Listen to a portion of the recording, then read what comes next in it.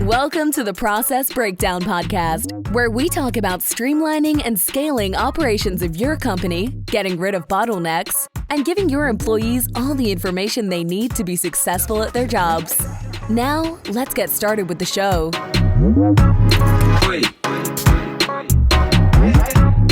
Dr. Jeremy Weiss here, host of the Process Breakdown Podcast, where we talk about streamlining and scaling operations of your company, getting rid of bottlenecks, and giving your staff everything they need to be successful at their job.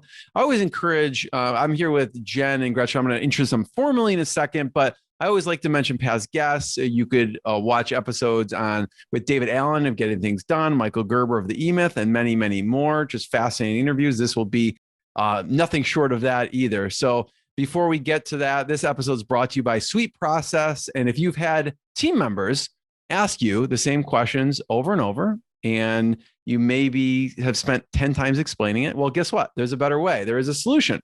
SweetProcess is a software that makes it drop dead easy to train and onboard new staff and save time with existing staff. And actually, one of the owners, Owen, told me not only do universities, banks, hospitals, and software companies use them, but actually first responder government agencies use them or in life or death situations. I actually have them on the podcast because I was wondering, how are you using this in life or death situations? So you use SweetProcess to document all the repetitive tasks that eat up your precious time so you could focus on growing your team and empowering them. So if you're interested in that, go to sweetprocess.com, sweet like candy, SWEET process.com. You could sign up for a 14-day trial for free, no credit cards required. And I'm excited to talk to Jennifer and Gretchen today. Gretchen Pisano, CEO and co-founder of pLink Leadership, and founding member Jennifer Schneider, who's chief design officer. And basically, you have served some amazing companies out there. You've served the leadership in organizations like the Air Force, Facebook, IKEA, big social media companies, some of the biggest tech companies out there. And I just want to thank you both for joining me.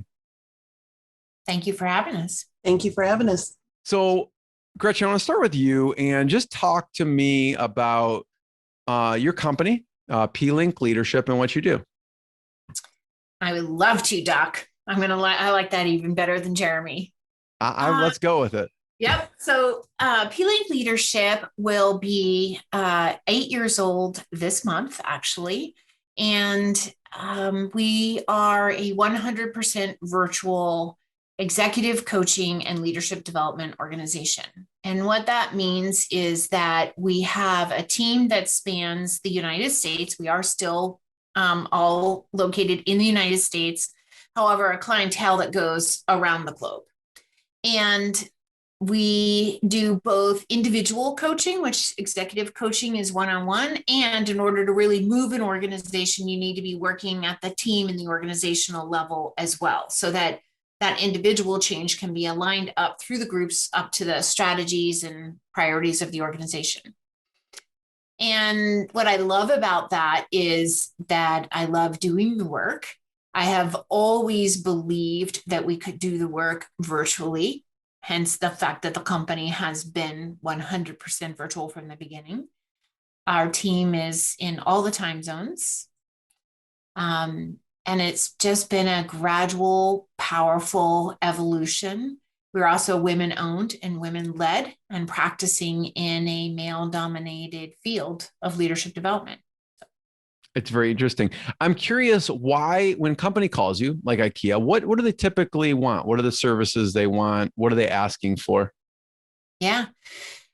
Well, so let me give you kind of old school, new school.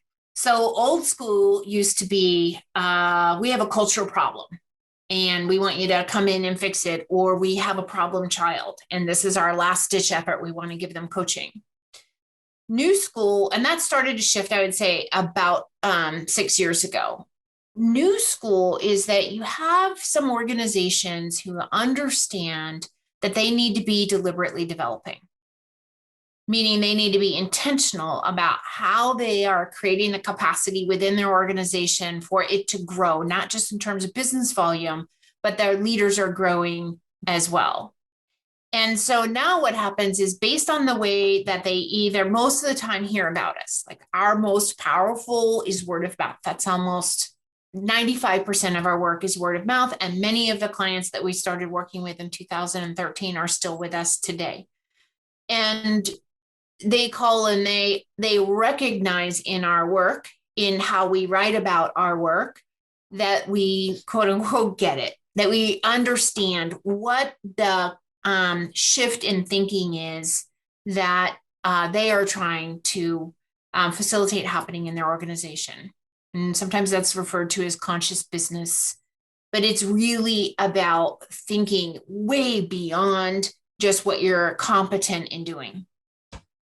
And it is about thinking about who you are, even when you're stressed, whether everybody's watching or nobody is. And then also being able to step up your thinking so that you are aware. We often say, so you're awake to and aware of what is going on around you as well as inside of you. So they are looking for us to help accelerate the growth of their leaders. Yeah, it seems like that shift has been like kind of from reactive to proactive. And it's interesting. It's funny because if you look at sports or whatever, you would never think to not have a coach of something. Like they'll have the athletes or whoever will have a coach for their nutrition, a coach for their conditioning, a coach for their weightlifting, a coach for every single piece.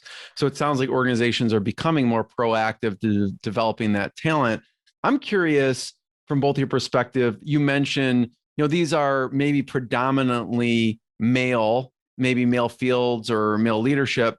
How has it been, over the past 8 years, navigating the leadership as a woman-owned business, and also women going in, providing the coaching? I would say as it relates to our client base, they're really open to it. But keep in mind that the clients that are coming to us are progressively minded anyway. That's why they are coming in asking us for this proactive support and facilitation as opposed to a reactive model. Like they want to get in front of it. I used to think that we would needed to look for clients that were having big problems in the marketplace and, wouldn't they need us? But actually that's not it. We look for clients who are struggling in mediocrity and they're just a bit stuck and they don't notice that they're stuck until they're looking in the rearview mirror. So they just need that oomph. They need that different kind of thinking to take it to the next level. Now, yes, are a lot of the executive teams that we're working with, are they still male dominated? Yes, and they're very open-minded, progressive males for the most part. And now in the last, decade, we've seen a shift to be more inclusive, and the organizations we're working with are working on that as well. That doesn't mean that you don't have old mindsets to work with. But it means that people are interested and willing in shifting their mindsets versus organizations that are digging in and entrenching themselves. Like we saw that with COVID, right? So when COVID first happened, like within a 1-week window, all the organizations shut down on travel. And what we saw, not in our client base, in fact, in our client base, we had clients who were willing to try things virtual that they said they would never do virtually. But what we saw was some companies who said, we'll wait this out. We're just going to keep doing what we've always been doing, the same way we've been doing it. We'll work around it. We're just going to wait it out. And we saw other clients who are like, hit the gas. Let's move to a 100% paperless as fast as we can. Let's stand up a communication platform like Slack. Let's make sure all our employees understand Zoom or Teams. Let's put in some structure around these new pieces of infrastructure that a lot of people aren't familiar with. And so those are the kinds of companies that come to us that want that kind of support. Yeah. So you mentioned some tools, Slack, Zoom, Teams, SweetProcess. I know you use. Jen, I'd love to talk about systems and processes, because this is a process breakdown. And first of all, how do you discover SweetProcess? Sure. Happy to talk about that. My role, as we mentioned, I started with Gretchen way early on and was there when the pLink leadership was formed and created 8 years ago. At the time, there was 5 coaches and myself, and Stacy Kenton, who is currently our chief of staff. And there was a lot of behind the scenes work that Stacy and I were holding up. Our roles as the company grew and as our focus got broader, and as we learned more about what we could do to make the impacts that we wanted to make in the world, our roles also evolved in the way we were supporting the work that the coaches were doing broadly. They didn't necessarily always evolve in a trajectory that had anything for me to do with design, which is where my background is.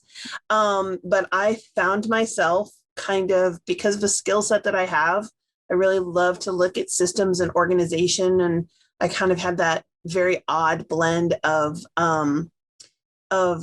creativity and organizational that Gretchen tells me is rare in most people. But it's probably like you just think about things in a certain way and that's normal to you, but it may not be normal for most people. Yeah, sure. It's definitely a systems perspective. And I give Gretchen a lot of credit because she cultivated that in me during our relationship, our professional relationship over the years.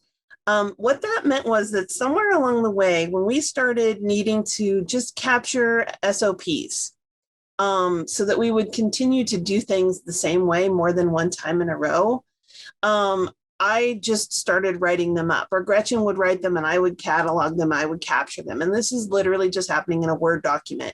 And then it became a folder on Dropbox.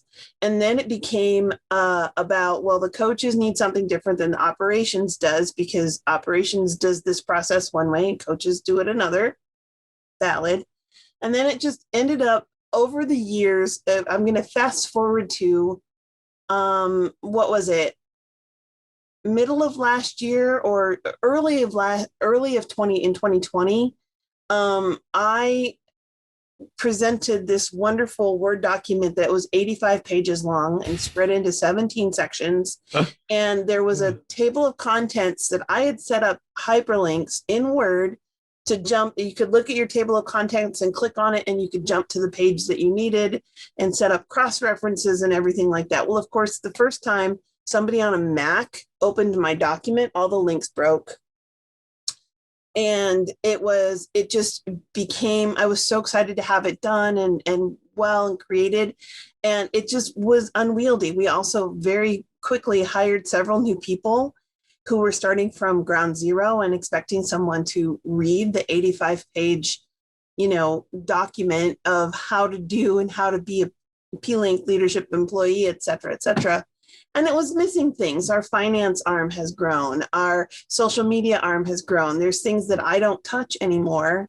And I couldn't, in all good consciousness, write processes about things I don't know anything about. So I said, and to keep adding to that one document would mean it would go from 80 to 100 to 300 pages at some point, right? So unwieldy, unmanageable. And we've got a really wonderful work culture. pLink and all of the people that work with pLink are very creative in nature and open, and will bend over backwards to make things really great. But flunking a huge document in front of them and saying, okay, figure out how to do your expenses, it's just like, it's not being kind to your fellow employees. I started early in 2021. I want to say the end of December or first couple weeks of January. I knew that I needed to find something different, and I just started researching, looking for stuff, something to help. And I started with SOPs. Online SOPs was probably my search keywords.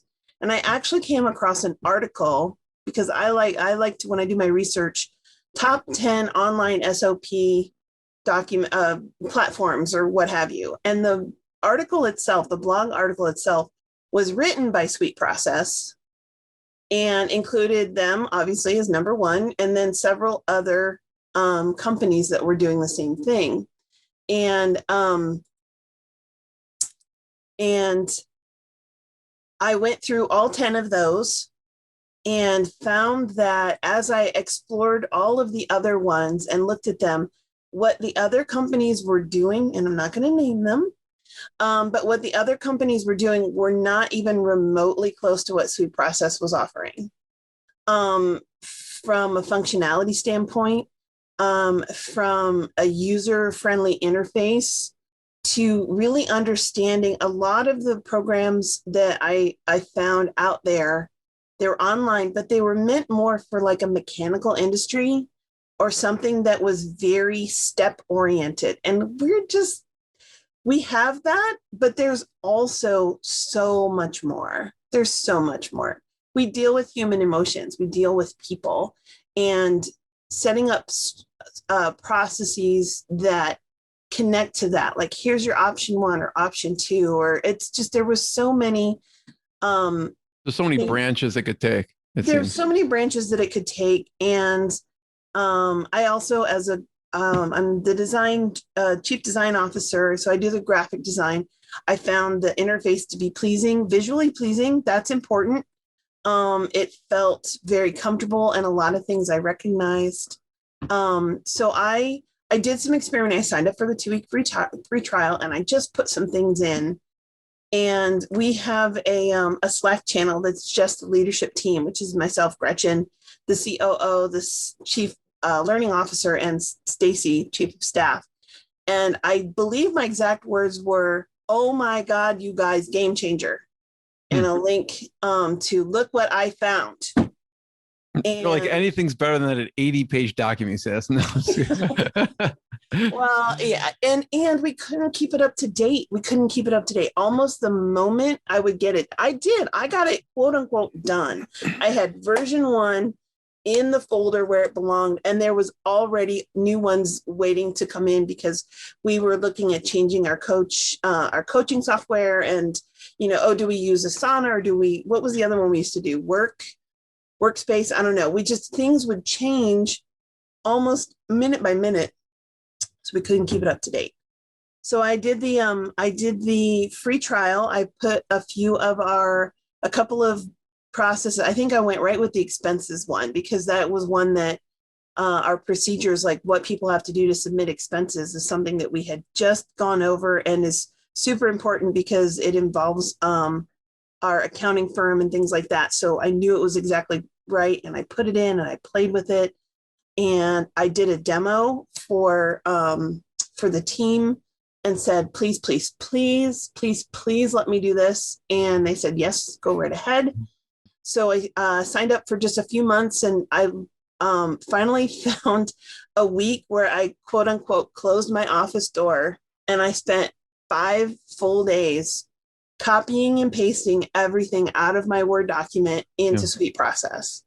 I mean, you had already done a lot of heavy lifting at that point, so it didn't go to waste. It just, you found a better way of having it live. It sounded like, yeah. So that was how we came to SweetProcess, and I started calling it Sweet Pea just because I love it so much that I wanted a nickname for it. And we have been working on building our what's the word I want? Our capability in it as a team. Gretchen dove in there I think about 2 months ago. And what'd you say? You went down the queen of all rabbit holes, because you just get in there and you start going, and it makes it so easy to write and create, and then you hit approve and you're ready to go. So we've just found it to be really terrific, and doing exactly what we needed it to do, which was provide an easy place for people with a robust search function. I sound like a commercial, but you just tell them, you guys, like, we have several members of our team who are a little technophobic. They're a little afraid they're going to mess something up, and or not be able to find something or do something wrong, which I think that's a healthy way to maintain a business partnership. But you just give them the instruction, just go in that little magnifying glass and type in what you want and see what comes up. We've tagged every one of our processes with whoever owns it. So if you have a question about it and it says CEO on the tag, then they say, you know what, I can click right over to Gretchen and say, Gretchen, this doesn't seem right to me. and Gretchen can go in and the change and make the change, update it, whatever, and it's instantaneous. So because of the virtual nature of our company, the fact that we are in 14 different states all the way across the United States, where we can't just stand up and holler over the cubicle and say, hey, how do I do 0 again? I don't remember. This is that still wouldn't be the best process anyways, no. But yes, I totally get it. But it gives people the opportunity to be self-sufficient and figure it out on their own. Figure it out on their own by using steps that we've put together. And I think it's also makes it a little more collaborative, because if somebody goes through and goes, you know what, this step, I don't think this step is right. Can you double check this with me? Be like, you know what, you're right. As a coach, you do it differently than the ops team does. Booking travel is a different beast when it comes to ops or coaches. So we can look and go, you know what, you're right. Tell me how that is and I'll fix it. And we go from there. So I want to dig a little bit deeper in the functionality, because you mentioned functionality is really good. But before we go there, I want to hear, how has it changed each of your typical day in general? So Gretchen, how has the processes and systems and your SweetProcess changed maybe your typical day? Keeping in mind that we've implemented this year, so I would still consider us to be newbies. One huge thing it's impacted is the way that I'm onboarding some new folks. So in the past, when we're training somebody new, because we're 100% virtual, that person is shadowing effectively, and it's just very slow. Whereas now they go directly to SweetProcess. They go directly to SweetProcess to find out what they need to know, or they can go there when they're doing something on their own. I have a lot more confidence to say, hey, take this task. And first step, if you have a question, is go to the SweetProcess. If then you still have a question, then we tag it and we'll have a conversation about it.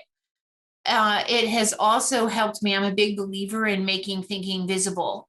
And so for me personally, it's made it, my day-to-day has changed, because if I notice that I'm teaching somebody something and it's the second or third time, or that I'm like, hey, other people need to be doing this the same way, then instantly I'm like, okay, I'm going to SweetProcess. I open that up and I do it right then.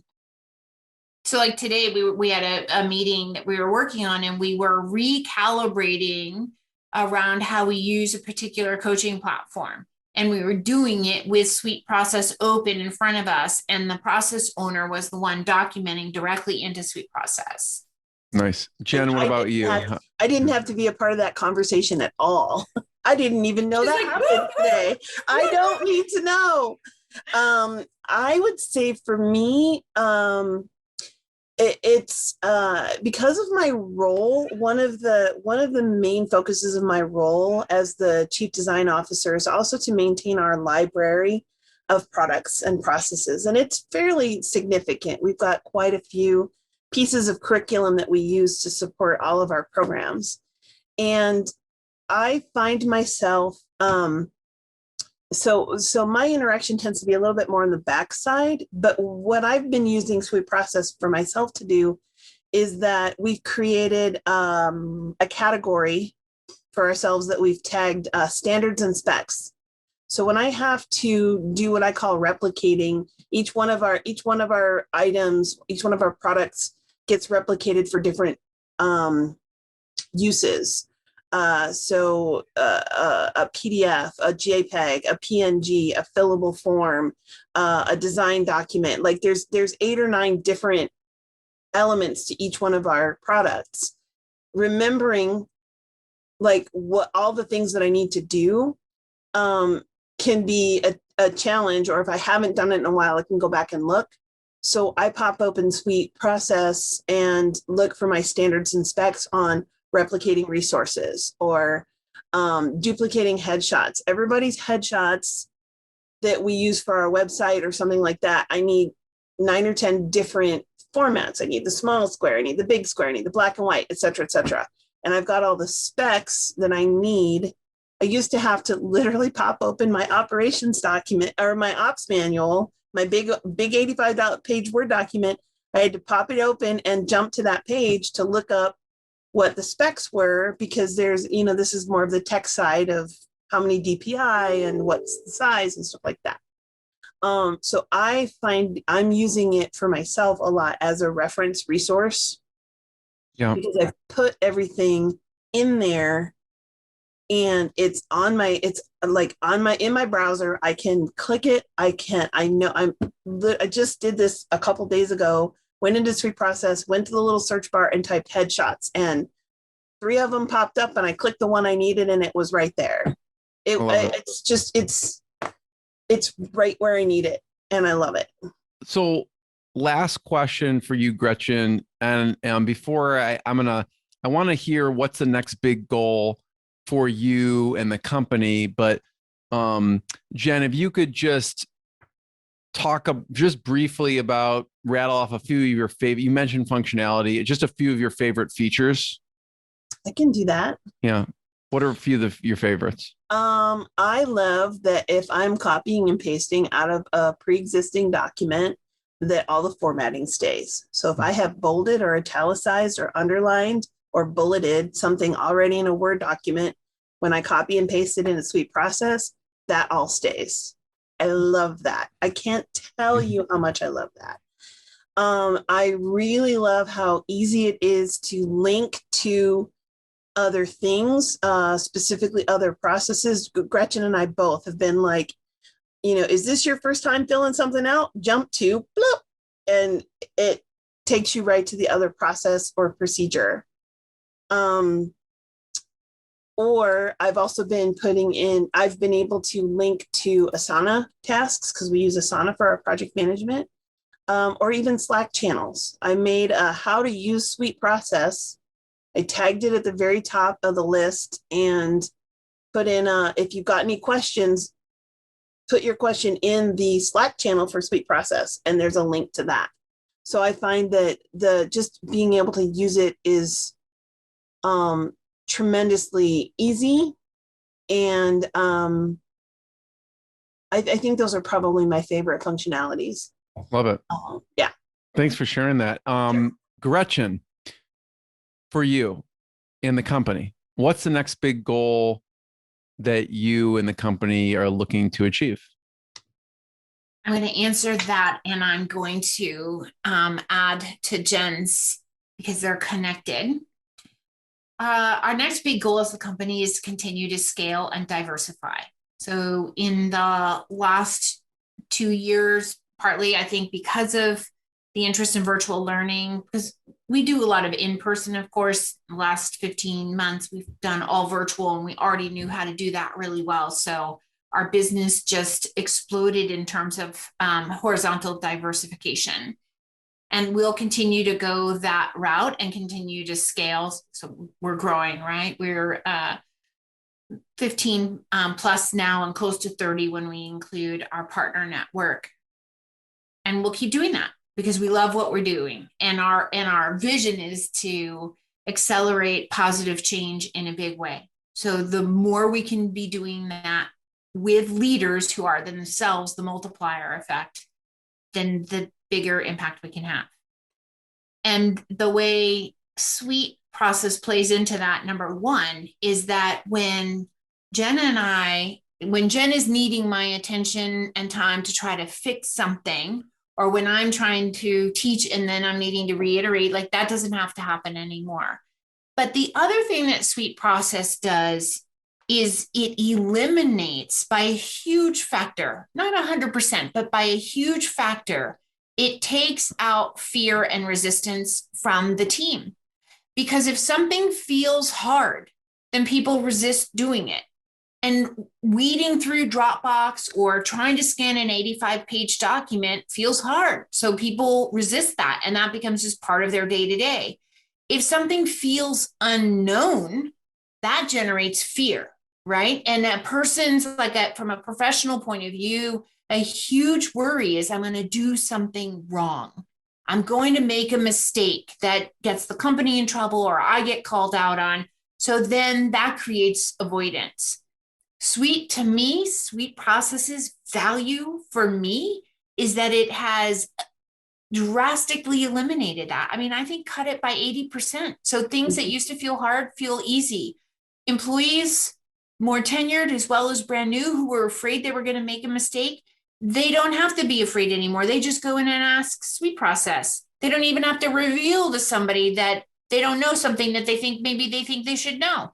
It enables them. Like, that is powerful. And that's what would suck, my time and energy. Whereas now I can turn that to scaling and growing a company. Now I sound like a commercial, but I would say, if you ask me, what's your net promoter score on this? I mean, I'm a 10. Nice. Right.